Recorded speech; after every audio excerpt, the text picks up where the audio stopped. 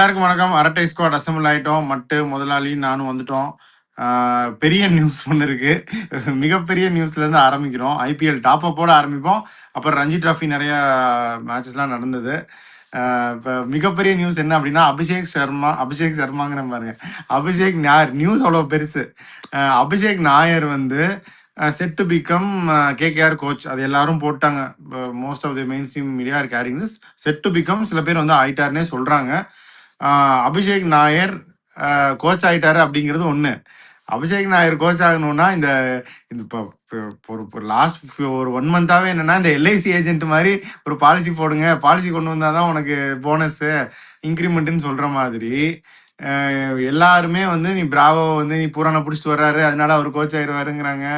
அபிஷேக் நாயர் வந்து யாரையோ கூப்பிட்டு வருவாங்க அப்படின்னு சொன்னாங்க. கடைசியா என்ன சொல்றாங்கன்னா ரோஹித் சர்மா அங்க கை வச்சு இங்க கை வச்சு கடைசியில் ரோஹித் சர்மா வந்து கேகேஆருக்கு வராங்கங்க கன்ஃபார்ம்னுங்க அப்படின்னு சொல்லிட்டாங்க. இப்ப வந்து முதலாளியும் மட்டும் இதை பத்தி என்ன நினைக்கிறீங்க? அவர் ரொம்ப க்ளோஸா ஒர்க் பண்ணியிருக்காரு ரோஹித் சர்மாவோட அப்படிங்கிறது எல்லாத்துக்கும் தெரியும். இப்போ ரோஹித் சர்மா கேகேஆருக்கு போனாரு அப்படின்னா அது ஒரு பெரிய விஷயம். அவங்க கேப்டன் தேவை டிக்கு, ஓப்பனர் தேவை டிக்கு, அக்ரெசிவ் ஓப்பனர் தேவை அதுவும் டிக்கு. இதை பத்தி என்ன நினைக்கிறீங்க? வந்தா நல்லா தான் இருக்கும், அவர் எந்த டீமுக்கு வந்தாலும் நல்லா தான் இருக்கும். பட் இதை பத்தி என்ன நினைக்கிறீங்க?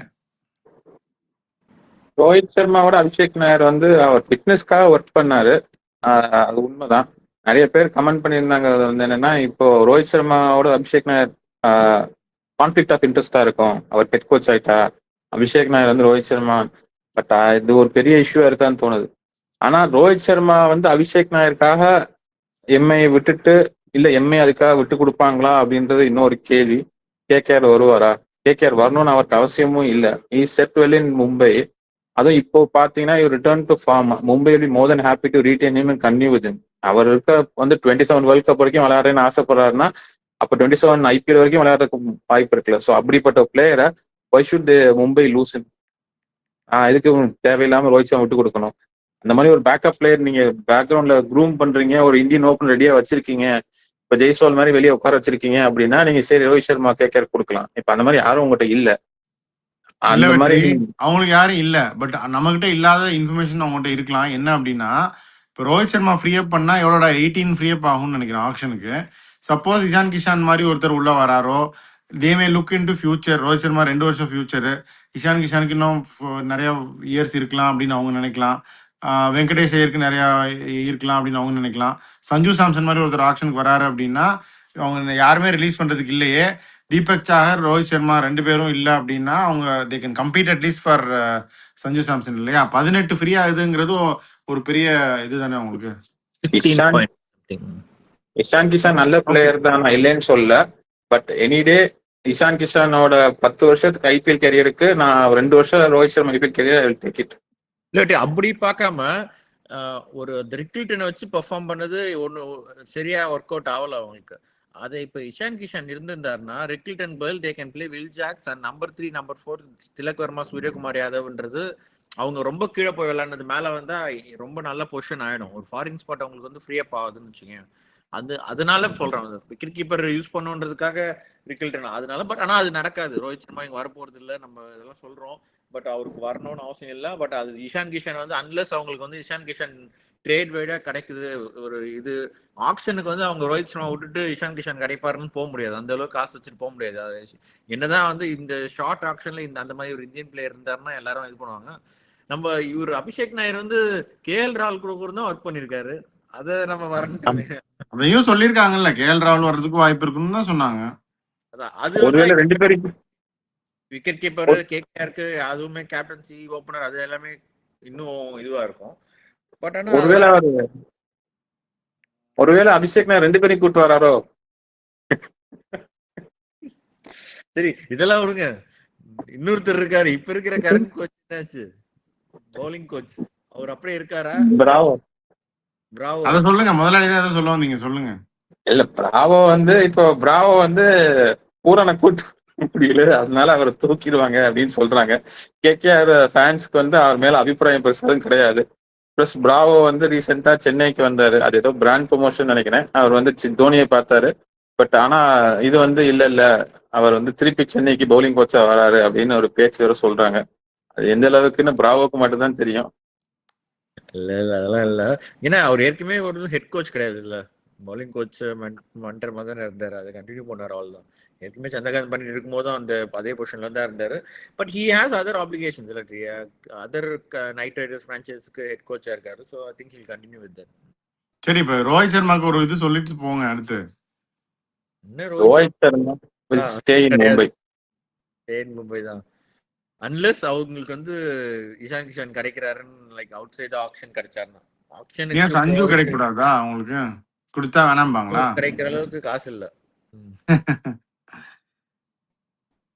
ஏதாவது 3-way டீல் இந்த மாதிரி ஏதாவது கோட் பண்ணியிருந்தாங்கன்னா பட் சொல்ல முடியாது. அவங்க ஹர்திக் பாண்டியாக்கும் காசு இல்லைன்னு சொல்லி டக்குன்னு கேமரூன் கிரீன் இந்த சைடு கொடுத்தாங்க. அதுக்கப்புறம் அவுட் சைட் மணி கொடுத்தாங்க. அதுதான் வந்து ஆக்சுவலா பெரிய மிஸ்டேக். இல்ல அவுட் சைட் டீல் வந்து ஹர்திக் பாண்டியா கொடுத்தாங்க. அது வந்து எவ்வளவு பெரிய like completely making mockery of the IPL இது அது.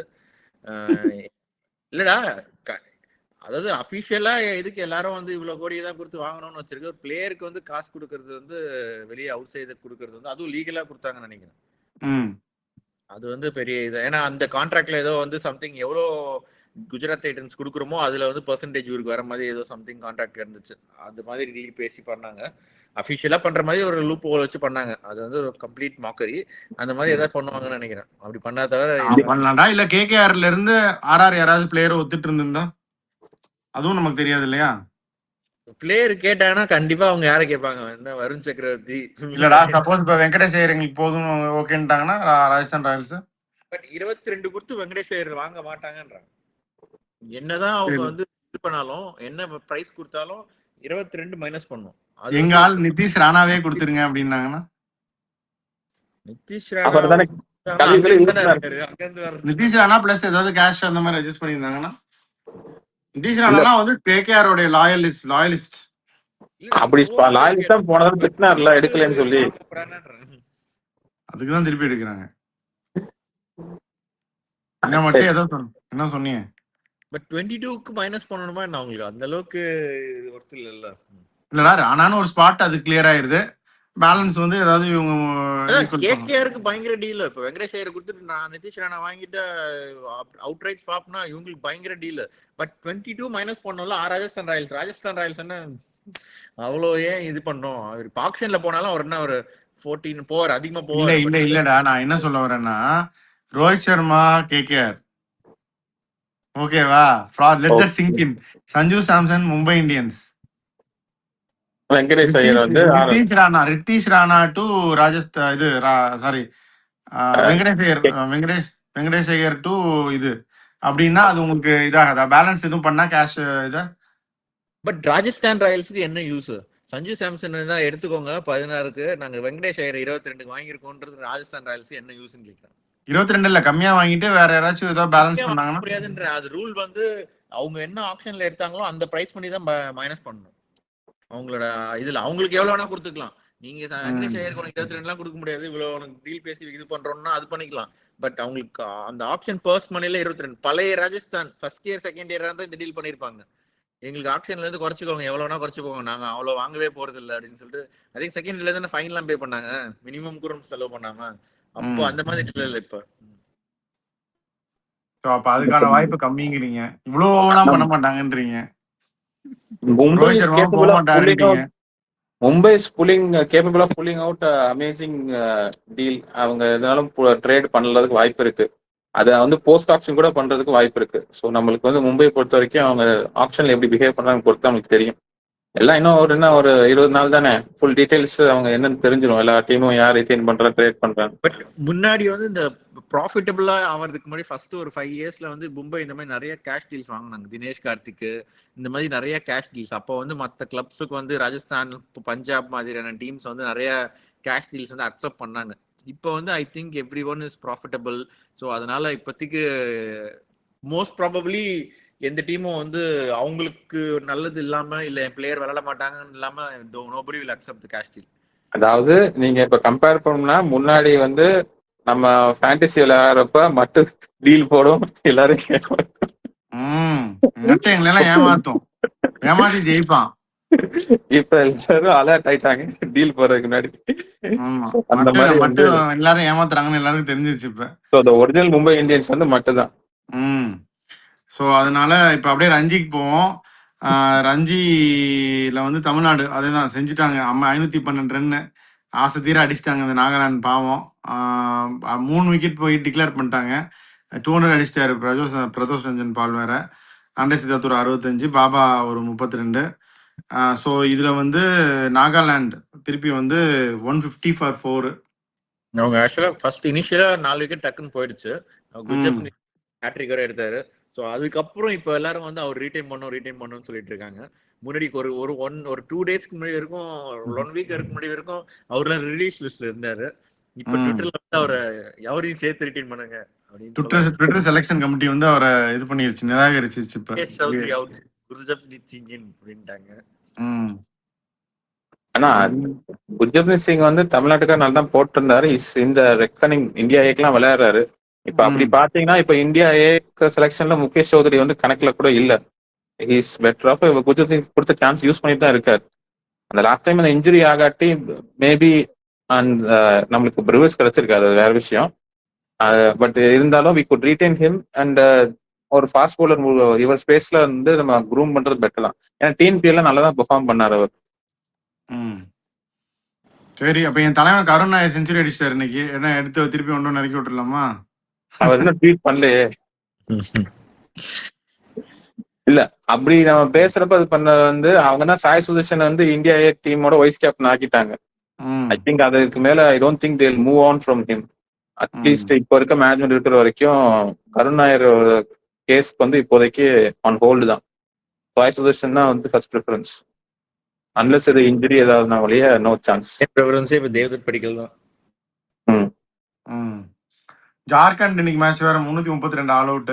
அதுல இஷான் கிஷான் கேப்டன் இஷான் கிஷான் வந்து 45 ரன் அடிச்சிருக்காரு. நம்பர் 5 ஆடிட்டு இருக்காரு இஷான் கிஷான் இப்போ. ஸோ அந்த இந்தியா விக்கெட் கீப்பர் ஸ்பாட்டா ஒரு பண்றாரா வாட் எவர். பட் 45 ரன்ஸ் இன்னைக்கு இஷான் கிஷான். வேற என்ன ரஞ்சில இன்னைக்கு நடந்தது சொல்லுங்க. Shortest Ranji trophy game. சொல்லுங்க அதை பத்தி. சர்வீசஸும் அஸ்ஸாமும் மொத்தமே வந்து ஐ திங்க் 90 ஓவர்ஸ் கம்மியாக தான் விளையாடிருக்காங்க. 90 ஓவர்ஸ் தான். 4 இன்னிங்ஸ் சேர்த்து 90 ஓவர்ஸ் மேட்ச் முடிச்சுட்டாங்க. பராக் வந்து 7 விக்கெட் எடுத்திருக்காரு. பட் என்ன தோத்துட்டாரு, ரன்ஸ் அடிக்கல. ரொம்ப ஸ்பின்னிங் ட்ராக் போட்டிருக்காங்கன்னு நினைக்கிறேன். எடுத்தவொடனே எல்லாம் ஸ்பின்னர்ஸ் தான். அவங்க 2 ஹேட்ரிக் ஃபர்ஸ்ட் இன்னிங்ஸ்ல, அது முக்கியமா. இன்னும் ஒண்ணு வந்து அவர் ஹக்விக் நபி, ஜம்மு காஷ்மீர் பிளேயர், அவர் வந்து போன சீசன் நல்லா போட்டாரு. Most number of wickets for pacer. இந்த திலீப் ட்ரோஃபிலையும் நல்லா போட்டாரு. பிளஸ் இந்த மேட்ச்ல வந்து is taken 8 wicket so far. Second இன்னிங்ஸ்ல வந்து அவர் 5 விக்கெட் இவர் எடுத்தார். 6 ஓவர்ல 2 மெய்டின், 5 ரன் 5 விக்கெட். அது மட்டும் இல்ல, he has also contribute in the lower order. 55 run 45 பால்ல. So he is also keen India டீமுக்கு எப்பயாவது விளையாடணும்னு ஆசையா இருக்காரு. நிறைய பேர் they feel that he could be in contention in future. So அடுத்து இந்தியா ஏக்கு எதிர்பார்க்கலாம். என்ன அவர் ஹர்ஷித் ராணாக்கு ஒரு த்ரெட்டனிங் ஸ்பாட்ல இருக்கலாம். பேட்டிங்லாம் பிடிக்கிறாரு. ஷமியும் நிறைய ஓவர் போட்டிருக்காரு இன்னைக்கு மேட்ச்ல. 2 விக்கெட் எடுத்திருக்காரு. ஐ திங்க் 15 ஓவர்ஸ் 16 ஓவர்ஸ் 14 நிறைய ஓவர்ஸ் போட்டிருக்காரு. எப்படி போட்டாருன்னா இன்னும் நமக்கு தெரியல ஆப்வியஸ்லி. பட் 2 விக்கெட் எடுத்திருக்காரு. அதுக்கப்புறம் ஆனால் ஐ திங்க் வழக்கம் போல பிச்சு ரொம்ப ஸ்பின் ஆகுதுன்னு நினைக்கிறேன். ஷபாஸ் அஹமத் 4 விக்கெட் எடுத்திருக்காரு. ஒரே ஸ்பின்னர்ஸ் தான் போட்டிருக்காங்க. பட் ஈவன் தென் அவர் 14-15 ஓவர்ஸ் போட்டிருக்காரு ஹையஸ்ட். ஸோ மேபி அவர் ப்ரூவ் பண்றாரு ஃபிட்டா இருக்கேன்னு போறதுனால. நான் இங்க தான்டா இருக்கேன் அப்படிங்கிறாரு. லாங்கர் ஸ்பெல் வந்து அதுவும் ஸ்பின்னிங் ட்ராக்ல எல்லாரும் 6 ஐ திங்க் 5 பவுலர்ஸோட அதிகமா அவர் போட்டிருக்கிற ஃபாஸ்ட் பவுலர் போட்டிருக்கிறது வந்து ஜஸ்ட் ப்ரூவ் பாயிண்ட் தான் நான் நினைக்கிறேன். அதே மாதிரி மகாராஷ்டிரா சண்டிகர் ஃபர்ஸ்ட் இன்னிங்ஸ் வந்து கெய்க்வாட் செஞ்சுரி அடிச்சாரு. நம்ம ஏற்கனவே சொன்னோம். 313 ஆல் அவுட்டு. இதுல வந்து திருப்பி சண்டிகர் வந்து 209 ஆல் அவுட்டு. விக்கி ஆல்சோல ஒரு 6 விக்கெட்டு. திருப்பி வந்து Mukesh Choudhary 13 over 50 run 1 wicket. So அதனால தான் Twitter selection committee Mukesh Choudhary வெளியே போட்டும் குர்ஜப்ரீத் உள்ள வரட்டும் அப்படின்னு சொல்லிட்டாங்க. அடுத்தது வந்து மகாராஷ்டிரா செகண்ட் இன்னிங்ஸ் வந்து பிருத்வி ஷா அடி போட்டிருக்காரு. 41 not out 36 balls. Not out. First innings I think 50 போட்டாருன்னு நினைக்கிறேன். ஆமா. ஸோ இதுதான் இப்போதைக்கு ரஞ்சில. வேற ஏதாவது இருக்கா ரஞ்சில முக்கியமா இன்னைக்கு? இல்ல இப்போதைக்கு இவ்வளவுதான் கீ இதுன்னு நினைக்கிறேன். போக ம். வந்து மேட்ச் ஆக தெரியும்.